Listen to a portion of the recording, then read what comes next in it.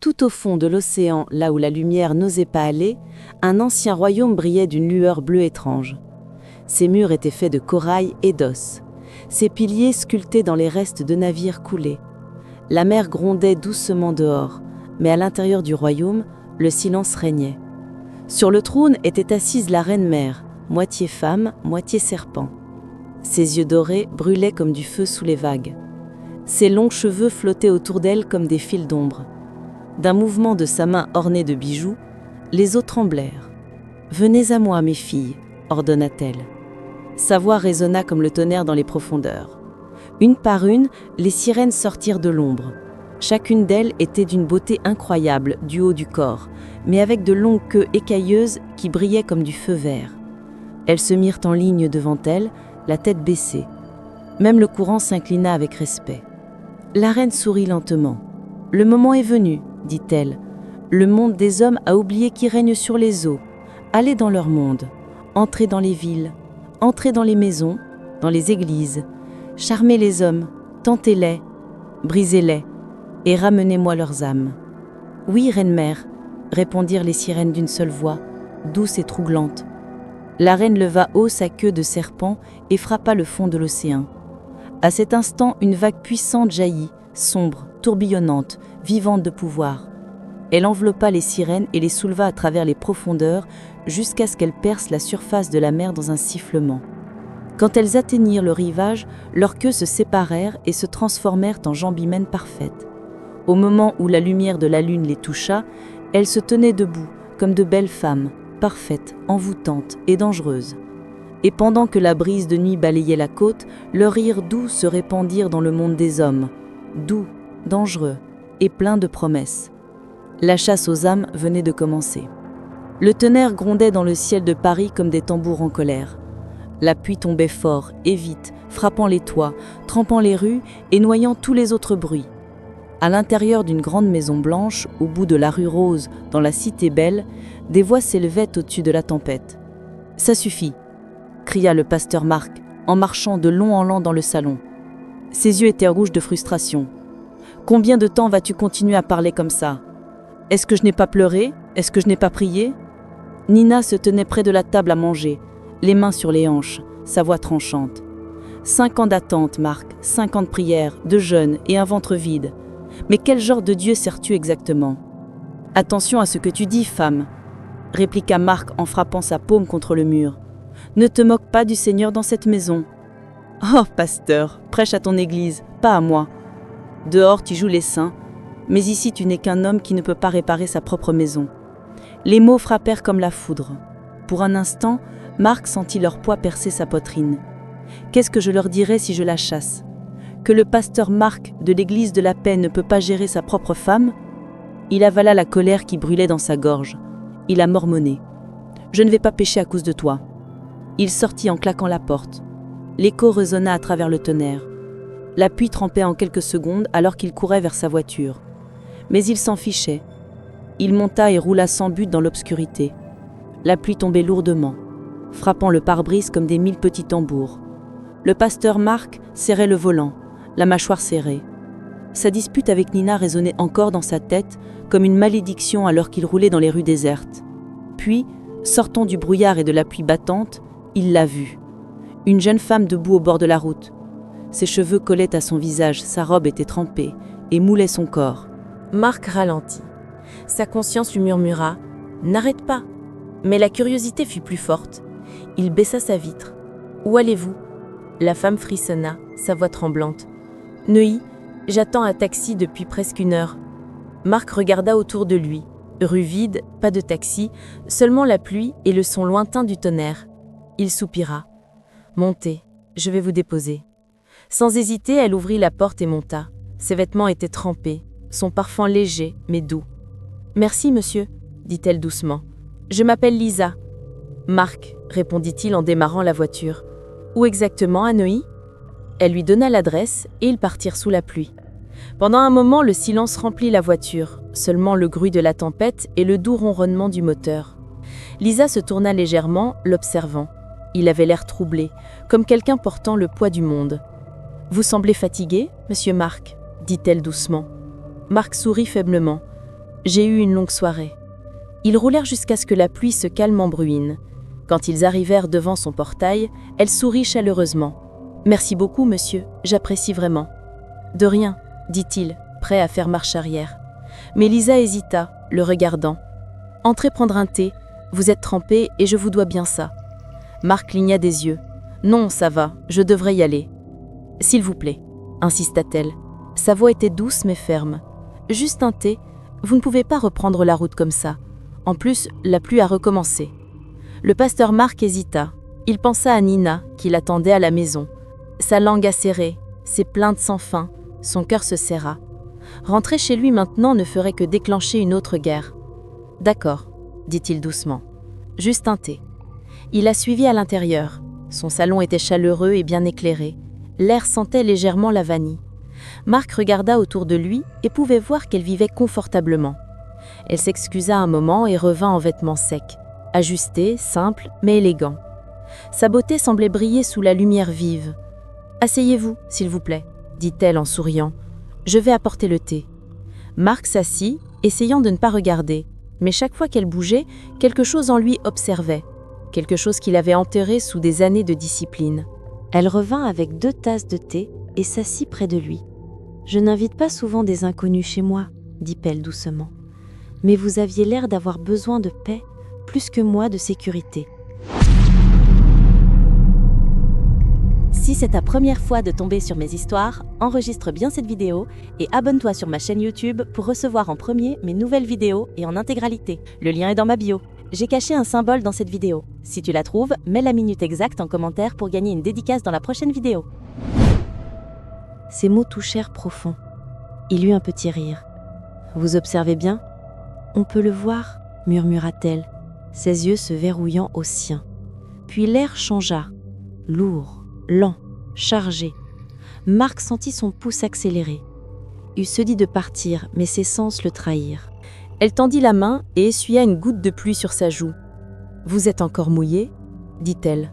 « Lisa » souffla-t-il, ne sachant pas si c'était un avertissement ou une supplication. Mais avant qu'il ne puisse en dire plus, elle se pencha. Le premier baiser fut doux, interrogateur. Le second fut certain. Et puis, le contrôle fut perdu. Une chose en entraîna une autre. Le thé fut oublié, les souffles se mêlèrent, les mains explorèrent, et bientôt ils trébuchèrent vers la chambre, tous deux consumés par la tempête brûlant entre eux. Alors qu'ils tombaient sur le lit, juste au moment où ils allaient céder à leur désir, elle se raidit soudainement. Son corps se contracta une fois, puis encore plus fort. Cette fois, ses yeux se révulsaient, et un étrange son d'étouffement sortit de sa gorge. « Lisa !» cria-t-il, se redressant sous le choc.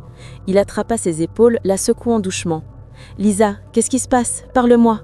Elle commençait à convulser violemment, ses membres se débattant, de l'écume se formant au coin de sa bouche.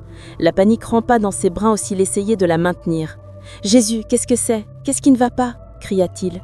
Mais il n'y eut pas de réponse. Seulement le son de sa respiration haletante et les battements de son propre cœur. Et puis, aussi soudainement que cela a décommencé, elle devint immobile, complètement immobile. Marc se figea, tremblant. « Non, non, non, s'il vous plaît !» Il plaça sa main sur sa poitrine. Rien, pas de battement de cœur. « Jésus, qu'est-ce que j'ai fait ?» Il recula en titubant, la sueur coulant sur son visage.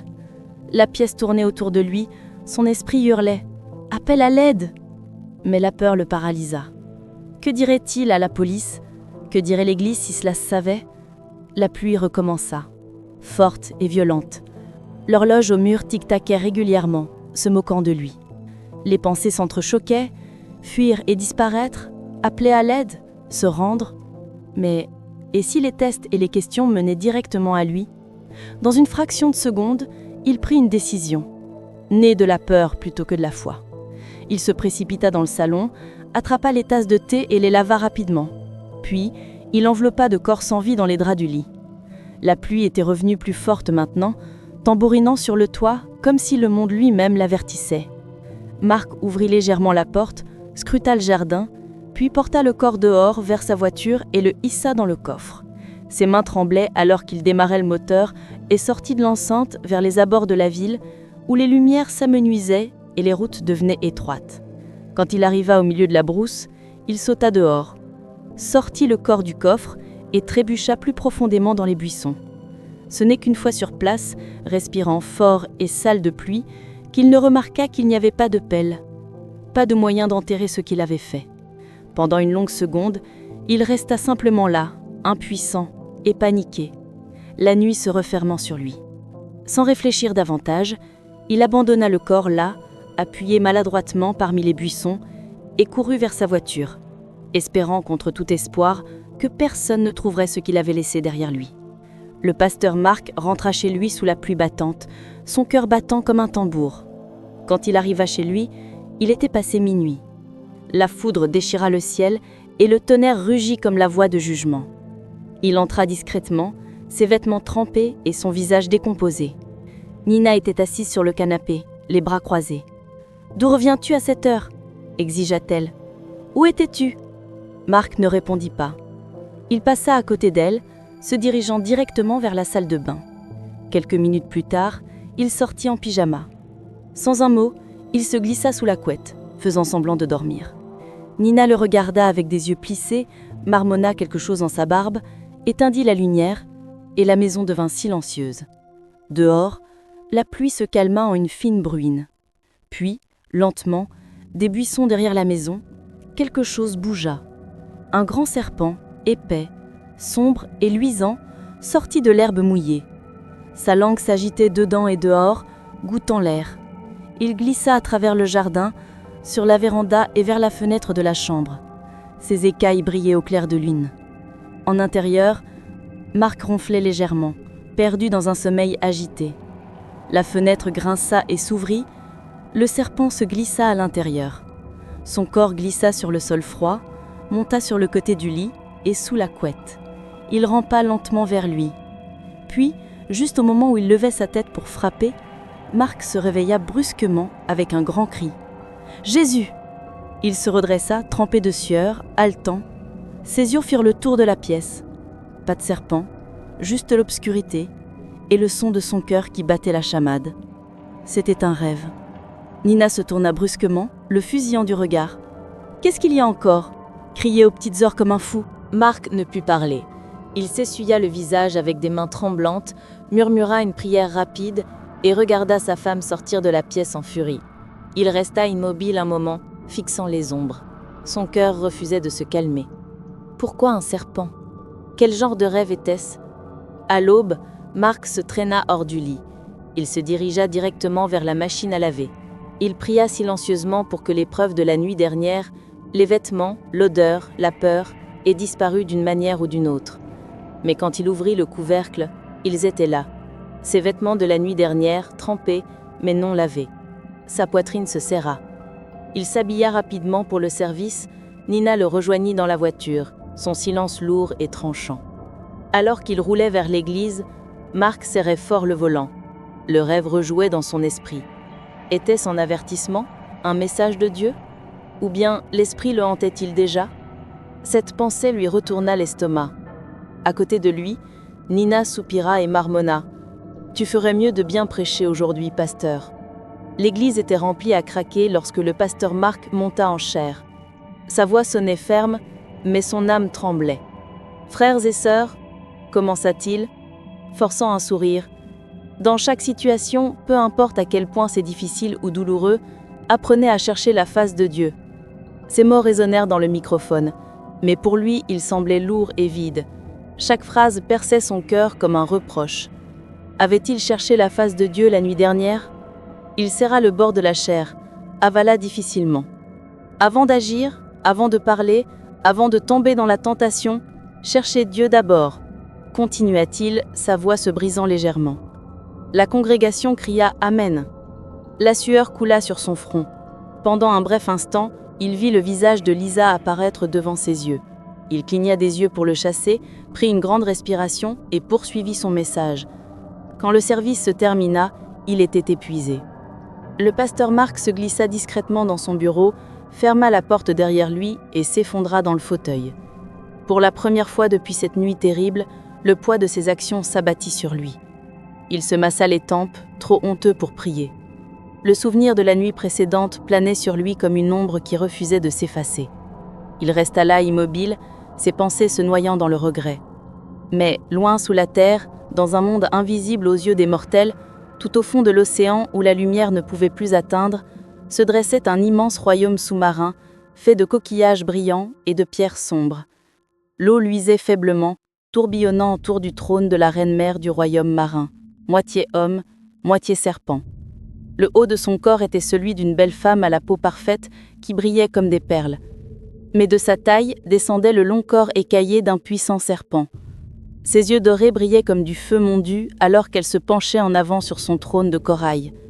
Devant elle, s'agenouillait Lisa, rayonnante et d'autres mondes, entourée d'autres femmes marines, agentes des ténèbres, chacune un mélange de beauté et de terreur. Ses queues bougeaient impatiemment tandis qu'elle s'inclinait avec respect. La reine-mère se pencha en avant, les yeux froids. « Dis-moi » ordonna-t-elle, sa voix roulant comme une vague qui se brise. « Pourquoi n'as-tu pas achevé, Lisa? Pourquoi es-tu revenue sans une âme ?» Lisa baissa la tête, la lueur autour d'elle s'atténuant. « Ma reine, » murmura-t-elle, « j'ai essayé de le plier, j'ai essayé de le faire le mien, mais alors que nous atteignions le bord, une étrange convulsion m'a saisie. Mon corps a tremblé et je ne pus pas la combattre. Il était plus fort que je ne le pensais. Pendant un moment, j'ai perdu tout contrôle. » Sa queue trembla de honte dans l'obscurité de l'eau. Le regard de la reine devint plus croix, ses yeux verts clignotant maintenant. « Ton travail n'est pas terminé ici, Lisa. Sa honte n'est que le début. Je veux son âme. Tu dois faire en sorte qu'il perde tout, sa paix, sa foi, son nom. Attire-le jusqu'à ce qu'il perde tout. »« Oui, ma reine, » répondit Lisa doucement, sa voix ondulant dans l'eau autour d'elle. Les autres sirènes commencèrent à chanter des chants sombres, alors que la reine leva sa main. « Va maintenant, que les sources deviennent ta demeure. » Une brume sombre se gonfla autour de Lisa, l'attirant vers le haut à travers les eaux brillantes.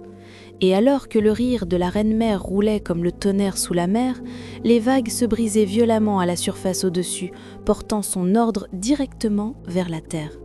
Et à des kilomètres de là, dans la cité belle, le pasteur Marc se retourna dans son sommeil cette nuit-là, la sueur froide sur le front, murmurant un seul nom qui fit trembler même les ombres. Une semaine entière s'était écoulée depuis cette nuit terrible. Pourtant, le pasteur Marc mourait en silence. Le sommeil ne venait plus facilement. La nourriture avait perdu son goût. Chaque fois qu'il essayait de prier, la culpabilité étouffait les mots dans sa gorge. Il ne pouvait pas se confier à Nina. Elle se moquerait de lui ou transformerait sa douleur en une autre dispute. Ses amis pasteurs? Non. Il le jugerait et l'éviterait probablement après. Il était un homme de Dieu. Pourtant, il se noyait dans le péché. Puis, un nom surgit dans son esprit. Tom, son ami de longue date, son frère en tout sauf le sang. Marc prit son téléphone et l'appela. « Tom, j'ai besoin de te voir s'il te plaît. Le jardin du parc ce soir. »« D'accord, » répondit Tom. Plus tard ce jour-là, le jardin était calme, l'air épais avec l'odeur de l'herbe mouillée. Marc était assis sur un banc en bois, les mains jointes, les yeux vides. Il regardait nerveusement autour de lui, jusqu'à ce qu'il voie Tom s'approcher, tenant une bouteille d'eau. « Marc !» respira Tom avec un sourire, alors qu'il se serrait la main. « Tu as l'air terrible. Qu'est-ce qui se passe ?» Marc soupira lourdement. « Tom, j'ai vraiment tout gâché. » Sans perdre de temps, il déversa tout. Depuis la dispute avec Nina, jusqu'à la rencontre avec Lisa. Comment elle était morte dans ses bras, comment il avait paniqué et avait jeté son corps dans la brousse. Tom écouta calmement, son expression illisible. Quand Marc cessa finalement de parler, Tom se penchait en arrière et expira. « Mon gars, tu as fait une erreur, une terrible erreur. Ramasser une femme au hasard, c'est déjà assez grave. Mais la jeter et... » Les yeux de Marc se mouillèrent. « Elle ne respirait pas, Tom. J'ai vérifié. » Tom fronça des sourcils. « Oui, mais et si elle n'était pas vraiment morte? Et si elle était juste inconsciente ?» Marc se figea.